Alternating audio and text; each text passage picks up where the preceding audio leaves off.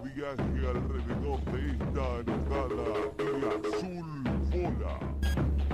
A los mandos de la nave, Carlos Vilanova. Navegantes, Jorge y Eduardo Gómez. Auxiliar, Teresita Correa. ¡Despegamos! ¡Planeta loco! Hola amigos, ya estamos aquí en la segunda parte de la entrevista que teníamos que hacerle a Jesús García, capitán del Ejército del Aire de Venezuela y probablemente, si las cosas funcionan como debieran, futuro presidente de Venezuela. ¿Y qué tal, amigo? ¿Cómo estás? Buenas tardes. Muy buenas tardes. La otra vez hablamos de varias cosas y la dejamos más o menos ahí, como dicen aquí, picando, ¿no? Vamos a incidir un poquito más en todo. Primero, vamos a hablar de un futuro gobierno, así vamos a entrar directamente al futuro para luego analizar el pasado. ¿Qué pasará cuando tú entres al gobierno y sea declarada una situación de transición hacia, supongo, una democracia? Esa es la idea, ¿no? Sí, obviamente una de las principales ideas que se debe entender a nivel nacional e internacional, me refiero al territorio venezolano, es que es nuestra prioridad.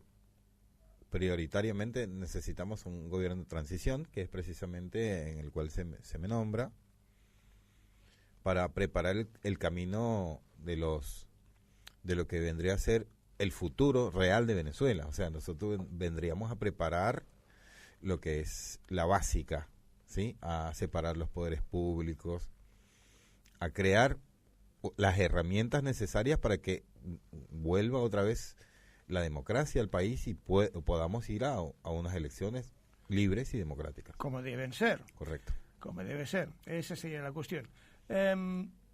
Cuando empezó todo este conflicto, de hecho estamos hablando de la época de Chávez, cuando Chávez toma el poder, eso todavía no era la situación actual, ¿o sí? ¿O ya se veían las cosas por donde debían ir encarriladas? La planificación de convertir el Estado a una segunda Cuba, ¿te estás refiriendo?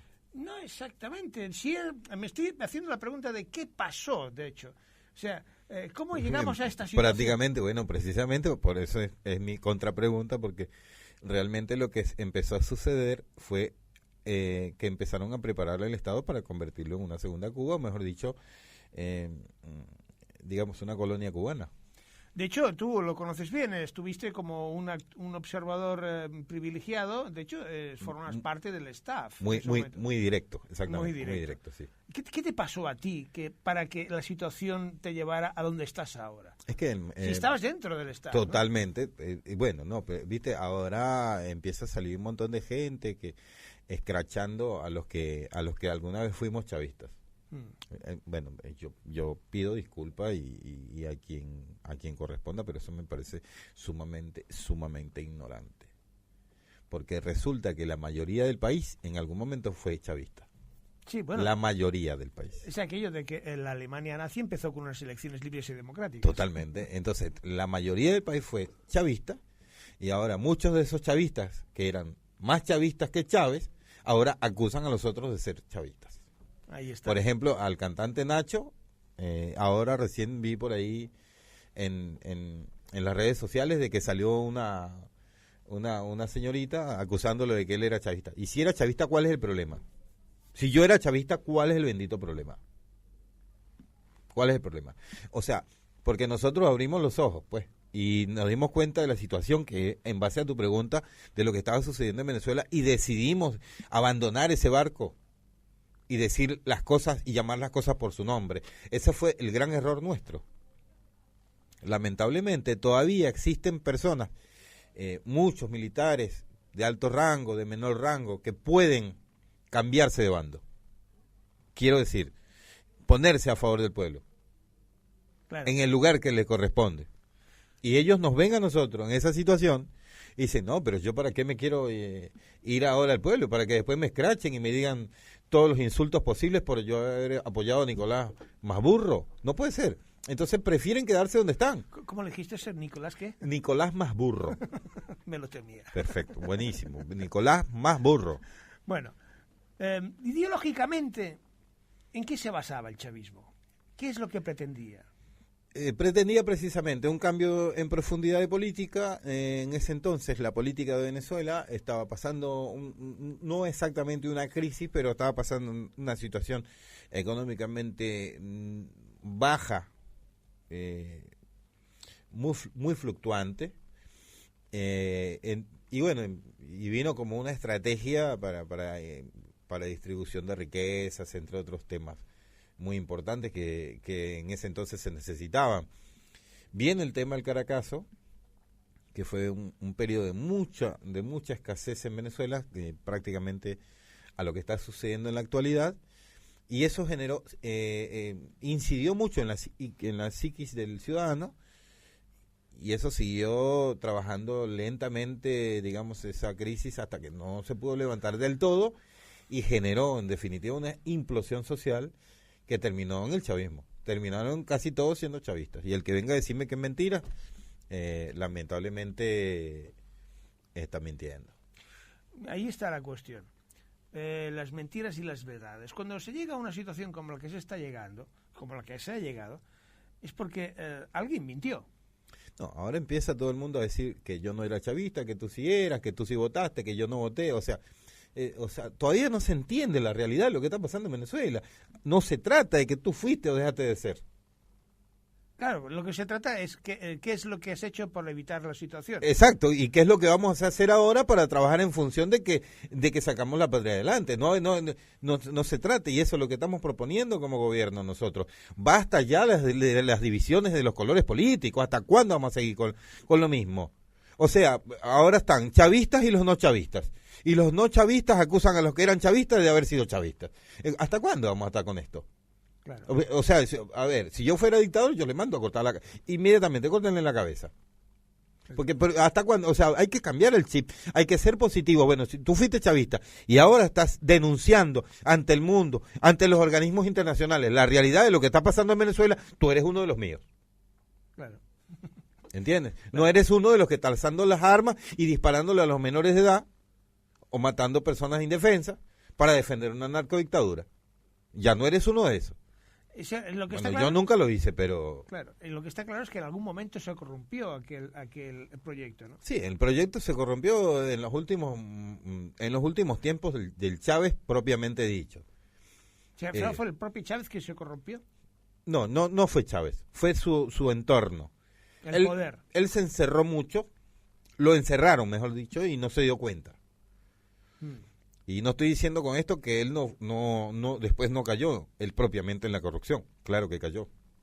Sí, el poder corrompe y el poder absoluto corrompe absolutamente. No sé, no recuerdo quién dijo esta frase, pero es una demostración clara, ¿no? Claro, sí, fíjate que a María Gabriela Chávez, a una de sus hijas, no las voy a nombrar a todas, pero solamente a una le dejó 4.000 millones de dólares, mientras casi el 95% de la población venezolana está comiendo en la basura. Y si es que queda basura. Y María Gabriela Chávez no es nadie, eso es simplemente una hija de él, una hija de Chávez. ¿Cómo es posible? Bueno, si tenemos en cuenta la situación económica internacional, la caída del petróleo, pero ¿cómo es posible llegar a semejante situación? Porque las cifras que se están barajando a nivel internacional son increíbles, vamos, para poner los pelos en la nuca como escarpias, como dicen en mi pueblo. Sí, en realidad lo que sucedió después de la muerte de Chávez fue precisamente el saqueo. El saqueo, deliberadamente sin ningún control.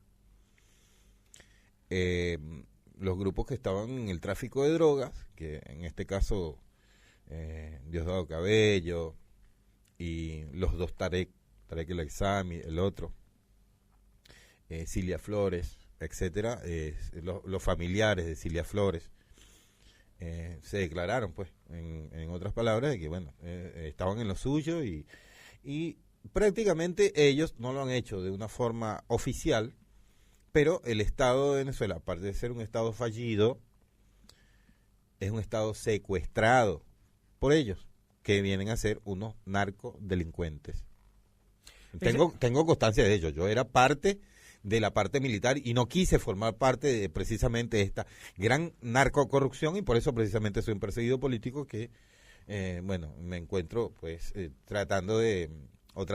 haciendo nuestro trabajo con todas las dificultades, porque precisamente los organismos internacionales no nos ponen nada fácil a nosotros, ¿eh?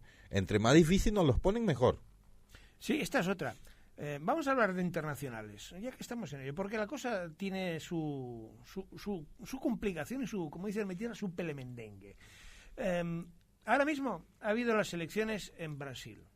Bolsonaro dijo en su día, cuando era diputado, que él era partidario de intervención militar directa. Totalmente. Lo dijo y nosotros, yo de mi punto como militar, oficial de la Fuerza Aérea, pido a los organismos internacionales una intervención militar urgente. Si no la quieren hacer, mira, que se pongan en contacto conmigo, pues. O sea, si ellos no quieren venir a intervenir, pero pueden apoyar en algo, aunque sea que me den una bala de fusil, que me la faciliten, aunque sea prestada, fiada, lo que sea, pero que me la faciliten, que se pongan en contacto conmigo. Claro, Colombia en su momento era partidario de esa intervención, hoy en día ya no. No, el presidente actual se echó para atrás, no le gusta mucho la idea, es un pacifista, hay que tener en cuenta las circunstancias de Colombia. Perdón, yo considero que más allá de lo que es ser pacifista, es como que, mejor dicho, no ingresar mucho en las políticas internacionales de otros países, y eso claro. Está perfecto, con el caso de Iván Duque, que dice, bueno, no es que él no se meta, no es que él no le duela a los venezolanos, no es que... Hay más de 1 millón de venezolanos para que le duela. Solamente en Colombia. Entonces, por eso decía la otra vez que si Angelina Jolie quería haber visto la diáspora venezolana, que está situada, el incremento fue en 4.091.717 personas en los últimos meses. 4 millones. En los últimos meses.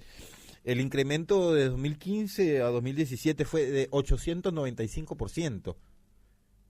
Imagínate, esto es gigantesco. Son cifras formidables. Ahora mismo, hablando de elecciones, Estados Unidos.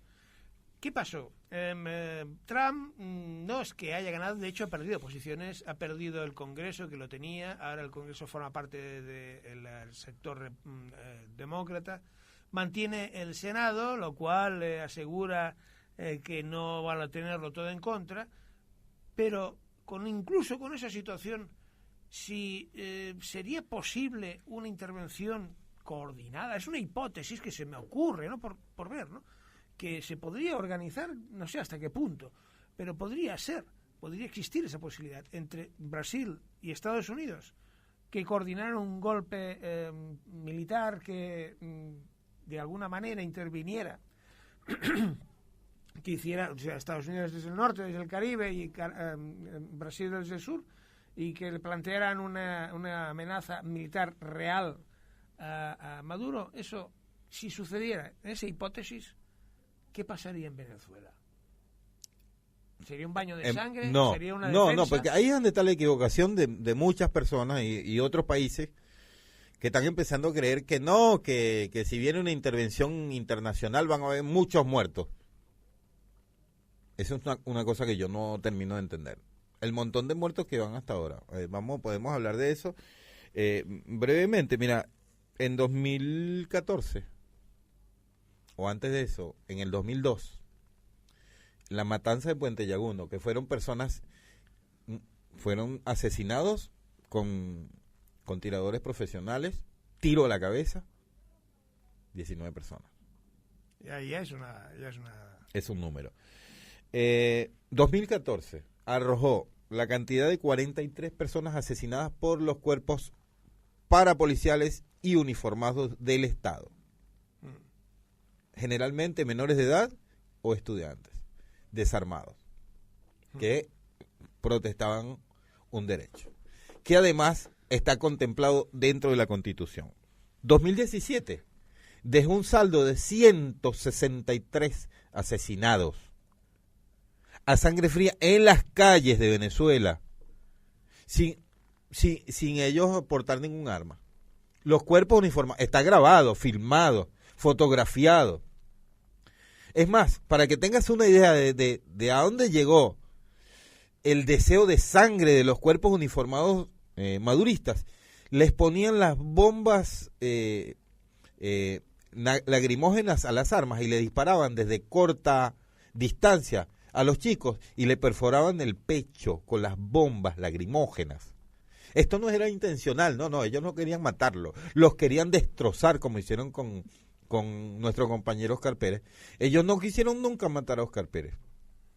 Ahí yo puedo hablar a favor de la narcodictadura venezolana y de Nicolás Maduro. Es cierto, ellos nunca quisieron eliminar a Oscar Pérez. Mandaron a llamar a más de 1,000 funcionarios uniformados y colectivos. Rodearon la pequeña vivienda donde solo habían 7 personas, entre ellos una mujer que tenía meses en estado de embarazo. Y desde la primera hora de la mañana, ellos pidiendo en directo que se rendían, que iban a entregar las armas. Y incluso vino un mayor y se presentó y dijo que sí, que bueno, nadie les garantizaba su vida. Llegó el momento en que esas 1,000 personas eran incapaces contra 7. Qué vergüenza. A mí como militar eso me da vergüenza.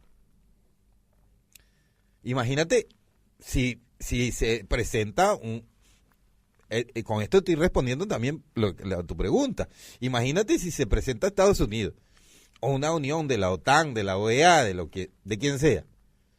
Imagínate si necesitaron 1,000 funcionarios, sin contar a los colectivos, para atacar a 7 personas que estaban en una casa gritando para rendirse. Imagínate tú que vengan los Estados Unidos a ayudarnos en una intervención. Una intervención que supusiera un desembarco en el lo que va a necesitar realmente los organismos internacionales traen mucho, pero mucho papel higiénico para los militares, para mis paisanos militares. Porque si fueron tan cobardes de asesinar y aplastar, es más, utilizaron RPG a última hora. ¿Sabe lo que es un RPG? Es un arma de alta potencia que tiene 2 funciones. Da en el blanco, impacta y absorbe el oxígeno. Ese es el primer golpe que da. Y después de eso, la explosión. Imagínate, si no te mueres por la falta de oxígeno, te mueres por la explosión.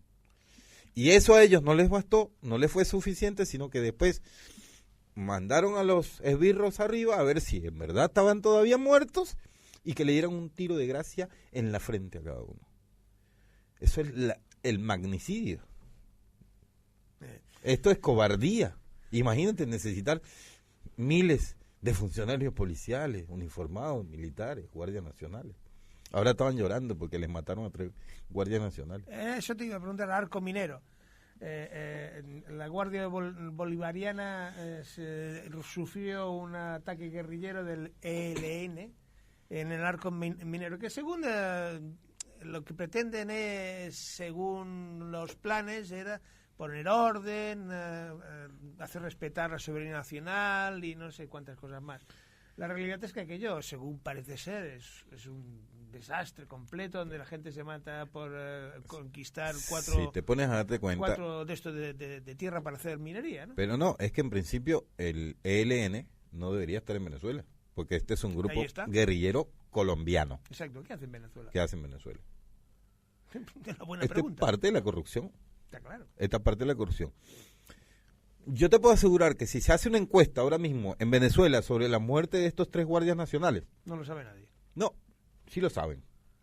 Lo que pasa es que todo el mundo va a aplaudir que los mataron, porque ellos fueron muertos por sus propios cómplices, así de sencillo. A mí no me alegra la muerte de nadie, y mucho menos de personas, pero lastimosamente aplaudo que los hayan matado, porque los mataron sus propios compañeros, sus propios cómplices, que es el grupo guerrillero y los grupos policiales que ellos mismos crearon. Sí, porque ahí, en lo que es en esa zona, hay unos recursos mineros tremendos. Sí, tenemos unos 7.000 toneladas de oro, calculan, hay coltán y no sé cuántas cosas más. Totalmente. Es un recurso importante que, por lo visto, no está bien explotado ni mucho menos controlado. ¿No será que Maduro le quiere echar mano a eso, a una zona que es enorme, además, muy grande? Ya le echó mano. Él, después de la implementación de los... Le echó mano, pero no le está sacando rédito. em, O si le está em, sacando rédito, se lo está llevando, porque no está repercutiendo en la economía venezolana eso. se lo está llevando, esa es la realidad. Magnífico.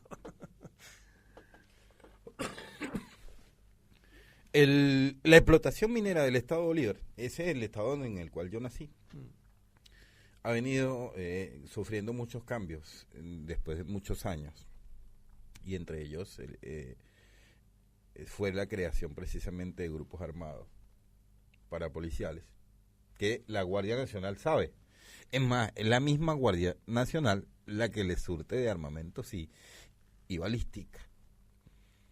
Entonces sí mataron a 3 guardias nacionales. ¡Bravo! Por el ELN. Buenísimo. Ahí los apoyo. Sigan matando guardias nacionales. Son cómplices. Mátense entre ustedes. La verdad es que al pueblo no le va a importar eso. De hecho, lo que me estás diciendo es que ahí simplemente es un problema de control del territorio por parte de zonas, de elementos más o menos organizados del Estado, pero que no responden a una organización propiamente del Estado ni a una planificación nacional. No, porque la minería generalmente en el estado de Bolívar no se trabaja de forma planificada. Es un tema que lo puedes desarrollar vos, cualquiera. Así, sin más. Sí, no Así, necesitas maquinarias de última generación, nada, no. La gente va a la mina con una barra, una pala y un pico y una bolsa para echar el material. No necesita abrir profundidades, ni cavernas, ni esa idea de la minería no existe ahí. O sea, está en la superficie. A flor de piel, a flor de tierra, claro. Ahí está. O sea, bueno, muchas veces no tan a flor de tierra, pero eso supondrá a la larga, si 50 millones de personas hacen 50 millones de agujeros, al final, desde un punto de vista ecológico, acabará destrozando el territorio. Porque realmente la minería no se maneja de esa manera. Generalmente son perforaciones de poca profundidad, de muy poca, ponerle 1 metro, 2 metros, que es muy fácil pasarle un tractor, pasarle una maquinaria pesada y desaparecen esos huecos, o sea, esas perforaciones desaparecen. ¿Qué tipo de paisaje es? ¿De selva? ¿Es sabana? ¿Cómo es? El estado de Bolívar están las dos partes, existen las dos partes, hay sabana y hay selva. Ajá. Y el oro está en las dos partes, así que no... Vale. Bueno, vamos a otro tema más internacional. ¿Qué pasa con las relaciones con la Unión Europea? La Unión Europea propiamente dicha no hace mucho que se reafirmó en sus presiones hacia el gobierno Maduro. Hay 18 miembros del gobierno que no pueden pisar territorio europeo y han congelado cuentas. Sanciones, muchas sanciones. Sí, tienen unas cuantas sanciones. España, a menos el gobierno actual de Sánchez, lo aplaude. Sin embargo, tenemos una nota disonante que forma parte de la coalición que ahora más o menos sostiene el gobierno de Sánchez, de Podemos y PSOE. El candidato que sería el presidente de la Comunidad de Madrid, Errejón, hizo unas declaraciones que ahora vamos a ver si podemos escucharlas. El proceso político en Venezuela ha intentado avanzar y ha conseguido inmensos avances en una transformación de sentido socialista e inequívocamente democrática, en la que se respetan los derechos y libertades de la oposición, que dice sistemáticamente todos los días por casi todas las televisiones que viven una dictadura. No sé si se le respetan mucho los derechos a una oposición cuando se impuso una asamblea constituyente paralela a la participación de los votos. Bueno. No. Eso no significa que el proceso político... Yo creo que en la conducción económica, en la gestión de las relaciones con la oposición, en la gestión de la seguridad ciudadana, que hay muchas tareas que en el proceso político venezolano no se han resuelto y no se han resuelto bien. Y yo creo que es un proceso sumido en conflictos profundos. ¿Pero tú te sientes cómplice en alguna medida de ese proceso político a estas alturas del partido? Yo creo que ha habido importantísimos avances. ¿Avances en Venezuela? Yo solo veo retroceso. No. En Venezuela la gente no hacía 3 comidas al día. En Venezuela la gente ha bajado 9 kilos en promedio en los últimos años. Yo esos datos no los tengo. Yo sí. Yo no los tengo. No los he visto publicados en ningún sitio. Sí, yo sí te los muestro. No. Yo no. Se han hecho drásticos avances, por ejemplo, en conseguir que la gente tenga acceso a la salud pública, que tenga acceso a la educación pública gratuita. Si se están yendo a buscar medicamentos, emigran a Colombia y a los países vecinos cuando tienen gente enferma. No. Yo conozco centros de salud gratuitos donde te hacen una radiografía gratuita que antes no se podía pagar. Si no hay medicamentos. Eso es otra cosa. No es que no haya medicamentos, además. Ahí, en parte, hay también toda una derivación de medicamentos que están subvencionados en Venezuela, que se venden más caros en Colombia y que se hace tráfico con cosas que están subvencionadas. ¿Por qué se va la gente? ¿Por qué se han ido más de 2 millones de personas? Yo creo que hay una situación con la inseguridad muy incómoda de vivir. Hay una crispación y una polarización política en el país muy dura, y creo que la conducción económica no ha sido capaz de asegurar un buen combate contra la inflación y un buen combate contra el desabastecimiento. Y eso ha producido que mucha gente quiera buscar una vida mejor en otros países. Y eso es algo que nos debe hacer reflexionar, porque que los poderes extranjeros o que los poderes oligárquicos torpeden a los gobiernos que quieren hacer cambios sociales, eso ya lo sabíamos. Pero la cosa es que, digamos, después de 14, 15, 16, creo que son años de proceso político, hay graves errores o graves dificultades en la conducción económica que no han sido solventados. Y luego, en mi opinión, ha faltado, esto es muy fácil decirlo desde fuera, pero creo que ha faltado, por una oposición extremista y por una incapacidad de realizarlo desde el gobierno, algún acuerdo constitucional que asegure unas reglas mínimas de competencia política.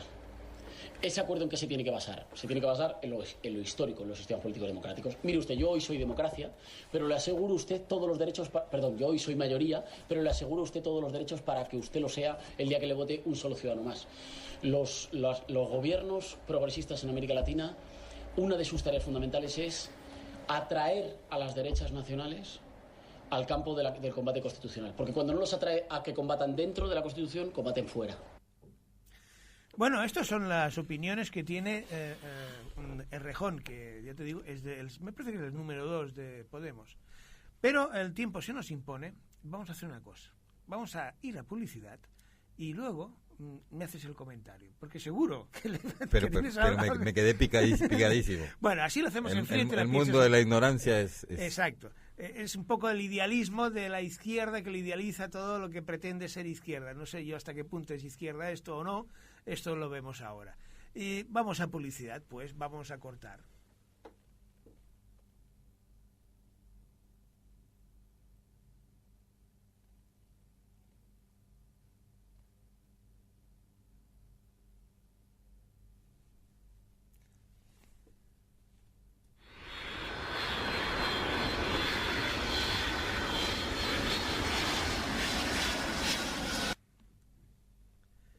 Bueno, amigos. A ver. Bueno, amigos, volvemos. A ver. El tiempo de publicidad ya pasó. Ya escuchamos lo que había que escuchar. Ahora vamos a escucharte a ti. Amigo García, ¿qué opinas? ¿Qué le dirías a Errejón? ¿La gente come o no come todos los días? Errejón, me parece que la verdad es que está hablando desde un punto muy defensivo en favor de la narcodictadura. Si escucho lo que está diciéndole su interlocutor, le dice, yo sí tengo los números, sí. Y le dice, porque hay que hablar con base, y el otro dice, no, yo no los he visto. Es como que vos te tapes los ojos y así, mira, no, pero yo no veo nada. Este tipo, así directamente lo voy a decir, es un ignorante. Y si tanto le gusta Venezuela, ¿por qué no se ha ido a vivir a Venezuela? Porque es el candidato a la presidencia de Madrid. Escucha lo que está diciendo el tipo, ¿no? Que la gente se ha ido de Venezuela porque hay un problema de inseguridad. Escúchame, un problema de inseguridad. El problema de inseguridad no se lo podemos atañar al gobierno, porque ¿quién es el gobierno? Pues no es el que organiza la seguridad del ciudadano. ¿O no? Si el gobierno no organiza la seguridad del ciudadano, y el ciudadano se encuentra inseguro en un estado, en una población, en un municipio, la responsabilidad es del Estado. Claro. Entonces, básicamente está culpando e inculpando al Estado. Este tipo ni siquiera sabe lo que está diciendo, es un ignorante, definitivamente. Claro, y además habla de una situación económica en que dice que él cree que come la gente 3 veces al día. Pero, a ver, será la comida que él come, porque pero vuelvo y te repito, si a este tipo le gusta tanto el gobierno de Nicolás Maduro, que se lo lleve a España, entonces, y si no, que se vaya él a vivir en Venezuela, pues. A este ignorante que vaya a vivir como cualquier persona, como cualquier hijo de vecino, en cualquier barriada, en cualquier sector, a ver si es verdad que va a comer 3 veces al día. Esto tendrá que ver quizás mucho con la idealización que la izquierda hace de cualquier intento de aproximación hacia la izquierda, de regímenes tipo cubano en su día. ¿Qué pasa con las revoluciones izquierdas que acaban siempre totalitariamente? ¿Es que la izquierda nunca puede hacer algo a derechas? Me parece que se rodean definitivamente de personas que no, o se permiten, después de estar bien, básicamente organizados, de rodearse de personas que no corresponden dentro de... Porque hay siempre quien viene a buscar, no a desarrollarse políticamente, sino a buscar sus propios beneficios. Y ahí es donde radica se corrompe, el poder absoluto se corrompe absolutamente, eso es otra demostración. Totalmente. Esa es la cuestión de fondo, o sea, el idealismo acaba siendo un desastre y acaba causando desastres. Eso yo creo que es el fondo de la cuestión. Claro, ¿no? porque como es una cuestión izquierdista, mira, yo lamentablemente, si a mí me preguntan, yo no soy de derechas, pero yo no puedo apoyar a una izquierda que asesinan personas. Eso no parece muy idealista tampoco. ¿Me entiendes? O sea, no puedo apoyar a una izquierda que no puedes apoyar a este sinvergüenza que está diciendo que en Venezuela se come 3 veces al día, si es un ignorante, jamás salió a Venezuela, ni siquiera que hace una semana. ¿Por qué no lo hizo? ¿Y por qué está hablando desde España si es tan cobarde? Es un cobarde. ¿Por qué no se va a Venezuela y dice, yo voy a vivir por mi cuenta sin llevarme unos euros en el bolsillo? Voy a tratar de vivir como cualquier hijo de vecino en un barrio. ¿Por qué no lo hace? Desde España es bonito hablar, es lindísimo hablar. Cobarde. Bueno, hablando de España, el ministro de Exteriores, Josep Borrell... Yo pensaba que ibas a hablar de José Luis Rodríguez Zapatero, que es el ministro de Exteriores de la narcodictadura venezolana. Sí, eso es otro tema, pero me parece que este ha quedado un poco obsoleto y un poco fuera de la jugada. No está fuera de la jugada. Sí, sigue obteniendo beneficios económicos por sus intervenciones para defender una narcodictadura y tiene ciertos contactos y contratos dentro de PDVSA, Petrolera de Venezuela. Ese es otro tema. Sánchez, que no creo que esté a sueldo estará a sueldo de otras cosas, quizás sí, quizás no lo sé, pero de Maduro no creo que esté a sueldo. Tiene su ministro, que es Josep Borrell, que es el ministro de Exteriores, en que yo como catalán le tengo ciertas cuentas, a pesar de que es catalán, tan catalán como yo. Y este ha dicho que habría que encontrar la manera de que oposición y gobierno negociaran una salida al tema. Otro ignorante. Porque en primer lugar, yo quiero que el mundo sepa esto. El mundo sepa esto y lo voy a decir con toda la responsabilidad del mundo. Incluyo en esto y en estos días, casualmente después de una entrevista que ya tuvimos nosotros, hablábamos de esos opositores corrompidos, pongo comillas cuando digo opositores, corrompidos, y nombramos a Leopoldo López uno de los que tuvo más fuerza para la presidencia de la República.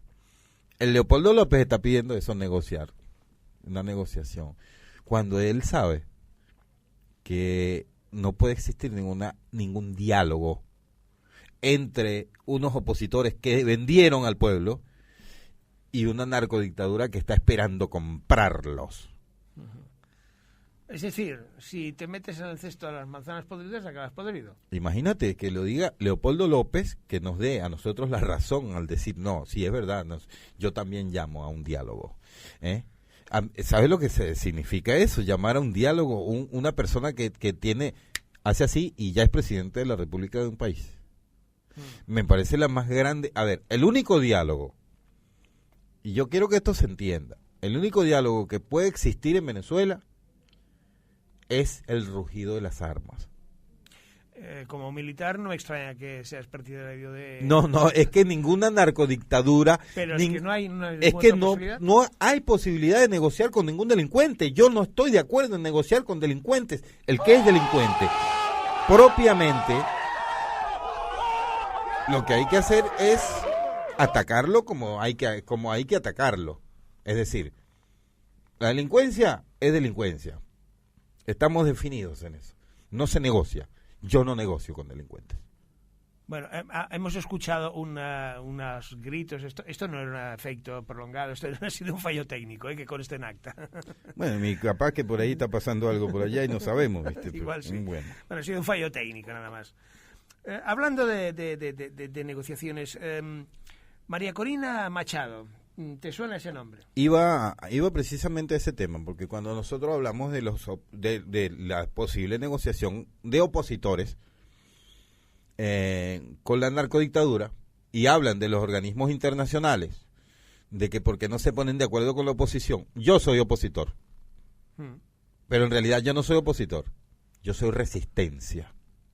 Porque yo jamás negocié la sangre de los inocentes, cosa que sí hicieron ellos, incluido Leopoldo López, Lilian Tintori, Enrique Capriles Radosky, Zambrano, todos, absolutamente todos, excepto María Corina Machado, a la cual todavía no tengo pruebas para acusarla, todavía. Todavía, qué optimista. Todavía. Bueno, ella precisamente ha estado hace poco en la zona esta minera, ¿cómo se llama? En el estado minero. El estado Bolívar. El estado Bolívar. Es la fundadora de Vente Venezuela, que ha estado haciendo lo que ha podido por allí y recorriendo el país, ¿no? No hace mucho la agredieron, la dejaron un poco mayugada y nada más, unos cuantos moratones, tuvo suerte, por parte de unos chavistas, ¿no? Pero dice que los militares, cada vez que la ven, se cuadran y la tratan con todo el respeto del mundo. En principio, no, me parece que... ¿Quién dice ella? Eso ella lo dice. Es mentira, en principio, porque ella no es militar. Ningún militar se le cuadra a ningún civil. Ese es falso. Bueno, lo dice porque ella es un político. No tiene nada que ver, es un civil. Pero quizás sea eso precisamente lo que quiere decir, que el hecho de que sea una opositora... y dentro de lo que es una oposición más o menos bien llevada, los militares le reconocen eso como una esperanza. Claro que eso lo dice ella. Una cosa es, escúchame lo que te voy a decir y perdóname que mi inexperiencia militar, desde los 8 años en una escuela militar, vamos a pasar a una academia militar y definitivamente llegar a una carrera, me parece absolutamente ilógico que yo me le pare firme a un civil delante mío que no tiene, por lo menos, una insignia más después de capitán. No tiene ningún sentido. O sea, me parece demasiado arrastrado y chupa media. Y eso es precisamente lo que está pasando en Venezuela. Porque si no le chupan la media a uno, se la chupan al otro. Bueno, sí. ¿Cómo le ves? ¿Sería una posibilidad de futuro esta mujer? María Corina Machado, sí, en definitiva me gusta. No solamente me gusta como mujer. Sí, es guapa. No, me refería a que finalmente haya un gobierno de mujer femenino en Venezuela. A ver, me puedo declarar feminista. No feminista en el sentido de que anda por ahí con pañuelo verde o un pañuelo azul. No, ¿viste? Quiero decir feminista en el sentido de que, bueno, incluso el nombre de mi país es un nombre femenino. Estaría perfecto que venga una mujer a gobernar Venezuela. Sin embargo, te voy a decir algo, y hay uno de los puntos que yo observo. Para María Corina Machado, decir que no sabe de mi existencia y de los grupos que me acompañan, es decir, María Corina Machado ni siquiera sabe la fecha de nacimiento que ella tuvo, ni siquiera su número de cédula de identidad. Hablando de los grupos, vamos a otro... Porque claro, tú estás... Pero déjame terminar de desarrollar el tema. Entonces, si María Corina Machado dice, no, yo no conozco a Edwin Jesús García, yo no lo conozco, está mintiendo. Si viene, por ejemplo, Nacho, el cantante, y dice que nunca he escuchado hablar de mí, miente. y saben el trabajo que venimos haciendo. Ahora, la pregunta es esta, y eso es lo único que a mí me llama la atención, y me llama la atención poderosamente. Poderosamente. Ellos saben que yo soy radical.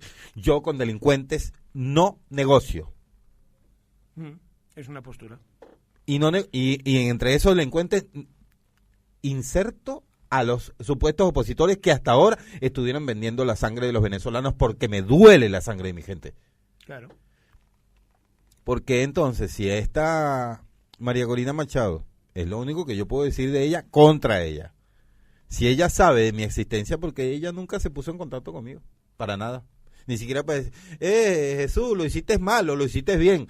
Yo creo que un líder lo primero que tiene que hacer es la unión, buscar la unión de los pueblos, la unión de las personas, la unión de los diferentes líderes y de los diferentes grupos opositores o no. Porque la persona que no lo haga está errada. A ver, ¿cómo tú puedes justificar que ella ignore que yo existo? Es mentira. Estoy a nivel internacional, todo el mundo me conoce, no, menos María Corina Machado. Entonces yo no soy venezolano, o ella no es venezolana, o vive en la luna. Porque si el que no me conozca a mí en Venezuela es porque no quiere, así de sencillo. Entonces, ¿por qué estos supuestos líderes que se hacen creer que son de oposición? Por eso, ese es un pequeño detalle y una espinita que yo tengo contra María Corina Machado. Si es verdad que es opositora, ¿por qué ella no está a favor de nosotros? ¿O por qué no nos da aunque sea un guiño y aunque sea, yo qué sé, un apretón de mano? Para decir, mira, estamos en el mismo punto los dos.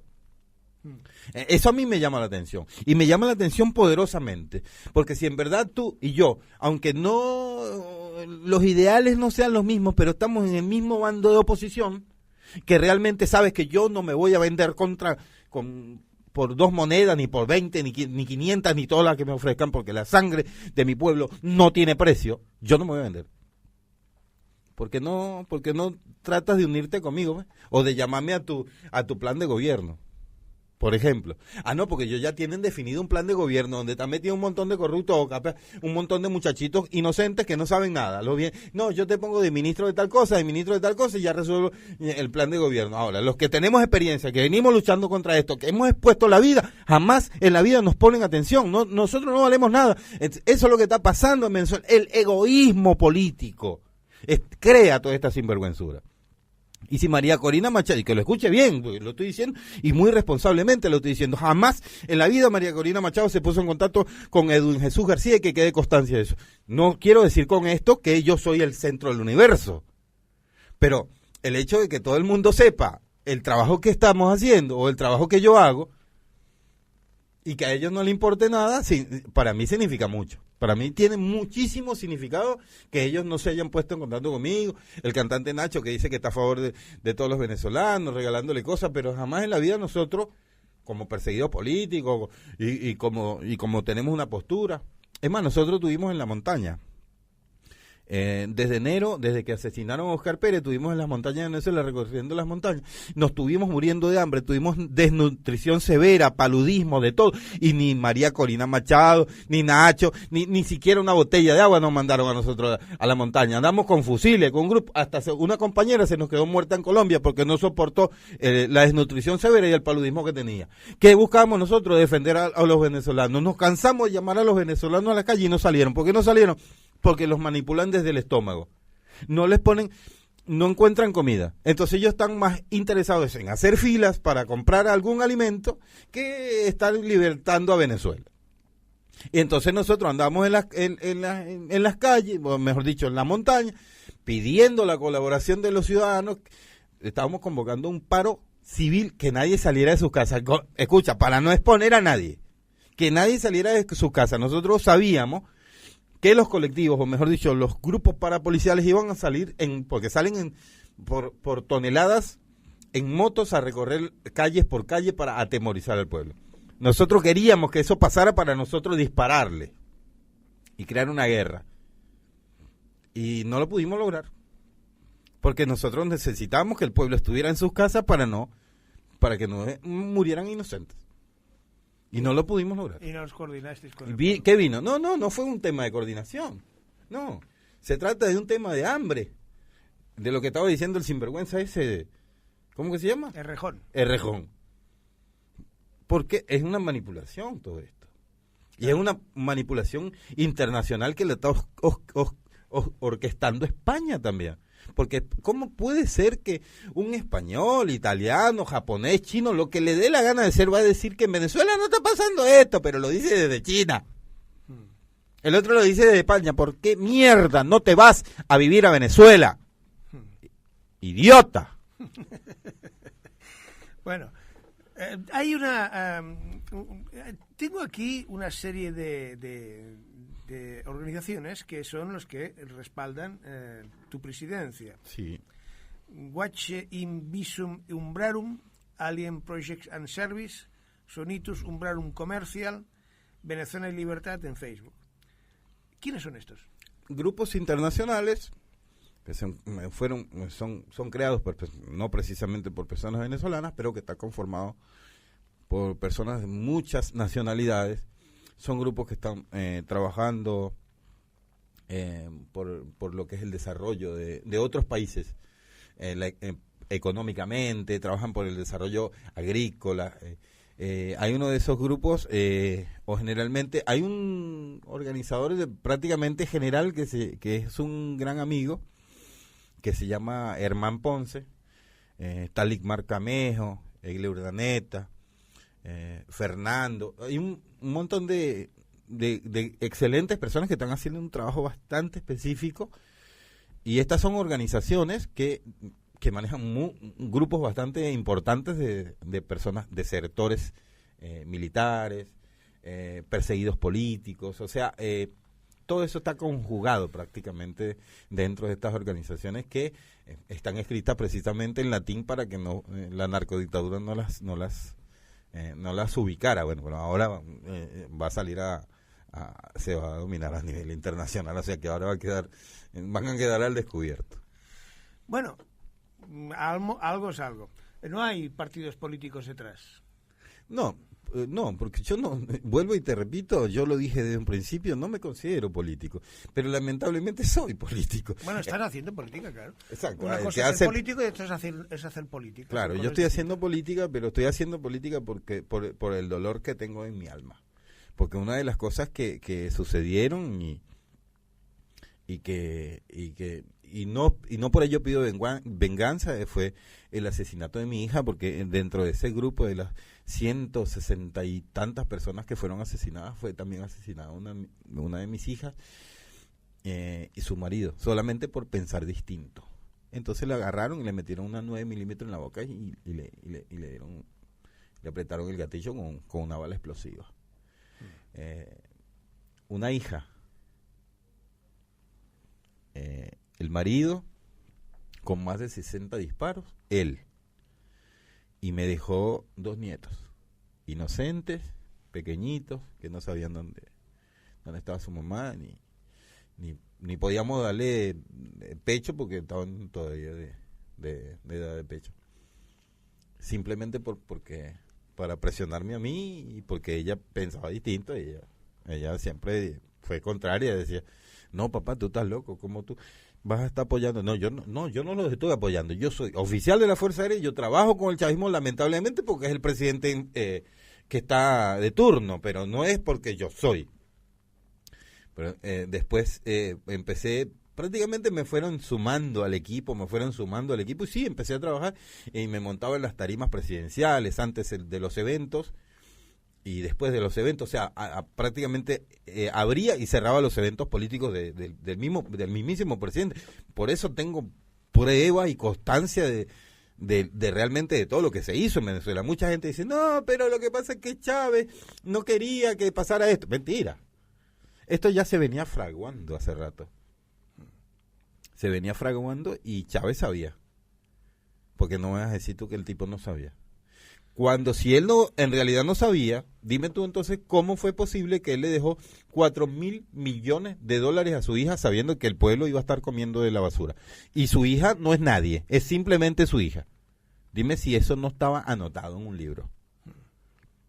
Entonces el que venga a decirme a mí, no, pero mi comandante Chávez no sabía. No sabía, y solo a una de sus hijas le dio 4.000 millones de dólares, y que el resto del pueblo se muere de hambre. Ah, no, Chávez no sabía que eso iba a pasar. Él sabía que se iba a morir, le dejó 4.000 millones de dólares a María Gabriela Chávez. Bueno, vamos a por otra cosa. Tengo una pregunta para ti. Sí. Me hicieron una pregunta que tenemos acá grabada, a ver cómo sale.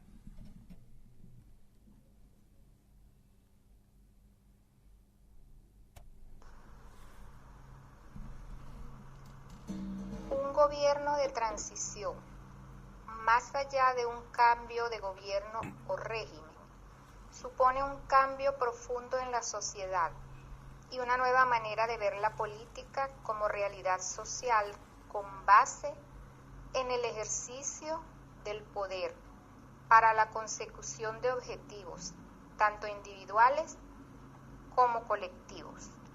Mi pregunta es, ¿cuáles serían los cambios profundos que realizaría usted en su periodo de transición? Muy buena pregunta, muy buena pregunta. Exacto, es una pregunta trascendental. Muy buena pregunta. Lo que pasa es que la hizo bastante larga para resumirnos, ¿no? Pero porque lo que pasa es que conlleva varios cuerpos la pregunta. Conlleva varios cuerpos y... Mira, te voy a dar lo que queda de tiempo para que la contestes. En resumen. Que sería más o menos unos 5 o 6 minutos. Ah, no, sí, estamos sobrados, sí. No, porque ella está hablando de unos cambios profundos en Venezuela sobre la cuestión política y los cambios profundos. Eso sí, déjame 2 minutos para final porque hablaremos de algo que te atañe. Vamos a hablar luego al final de poesía. Perfecto, sí. Bueno, una de las cosas precisamente es la liberación de los presos políticos. Ya eso lo venimos ofreciendo y es un compromiso inmediatamente al llegar al poder liberar los presos políticos. Facilitarle a todas las personas que fueron que se vieron afectadas en las diferentes protestas, etcétera, conseguir incluso una retribución por lo que hayan quedado dañados, ayuda social, económica, psicológica, la liberación del dólar, dolarizar si es necesario los salarios, o mejor dicho, actualizarlos a los precios reales, a lo que corresponde realmente a lo que es la inflación, y definitivamente trabajar en profundidad en lo que es la depuración de los poderes del Estado, dentro de ellos las Fuerzas Armadas, el Consejo Nacional Electoral, para que todo esto sirva para que exista la posibilidad de una elección popular y democrática como manda la ley. ¿Habría que hacer depuración de responsabilidades? Liberación de los poderes públicos. No, depuración, es decir, vamos a buscar las responsabilidades de lo que pasó. Vamos a perseguir a los... yo no llamaría perseguir, pero hicimos un ofrecimiento en corto y mediano plazo, sí, totalmente, lo que estás diciendo, en corto y mediano plazo de ejecución de justicia. Es decir, si consideran que el señor Carlos Vilanova es culpable, en corto y mediano plazo, preso. Que no se salve nadie, pero absolutamente ninguno de los culpables de lo que está pasando en Venezuela, sean o no opositores. Yo quiero justicia, pido justicia. Esa es la cuestión. Habrá que hacer muchas investigaciones. Entonces. No son necesarias las investigaciones. Nosotros sabemos quiénes son los que tienen las cuentas en paraísos fiscales, en paraísos... ¿Sería posible recuperar ese dinero? Sí, el dinero totalmente, porque sería un hurto por parte de los estados quedárselo. Pero más allá de eso, ellos me van a decir a mí, no, mire, ¿quién? Cilia Flores tiene cuentas bancarias, 50 años de cárcel, punto. Escúchame, y ponemos la cuestión, y los presos políticos liberados, y los presos que hayan sido encarcelados por temas delictuales o delictivos, a trabajar, todos, en desarrollo agrícola, pecuario, y a generar alimento para ellos mismos mantenerse, porque yo no, como Estado, no voy a mantener la sinvergüenzura de ningún delincuente preso, y mucho menos político. Que quisieron robar al Estado. No. Yo le voy a sacar hasta el último centavo. A ellos y a la familia, de la familia de su familia, y a los primos de sus primos. Y preso. 50 años mínimo. por decreto. Escúchame, y estoy siendo diplomático. Porque realmente, desde mi punto de vista, yo los llevaría al paredón y los mando a fusilar. Así te digo con toda sinceridad, sin que me quede nada por dentro.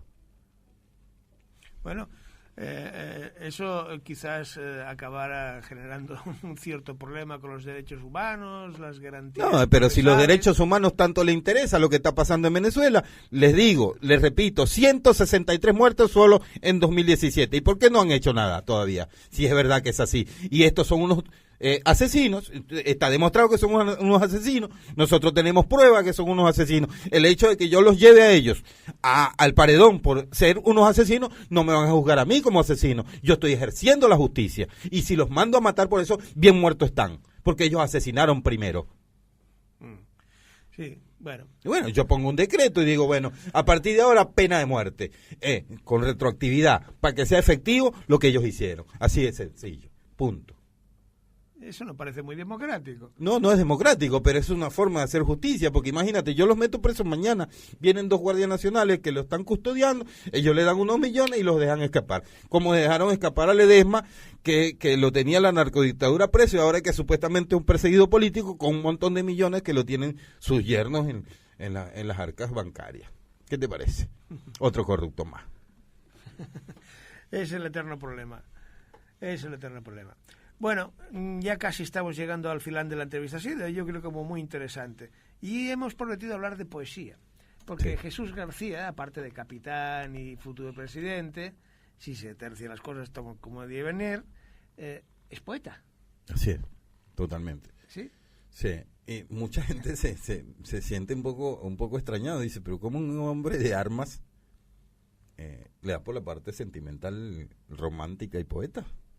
Es algo como que...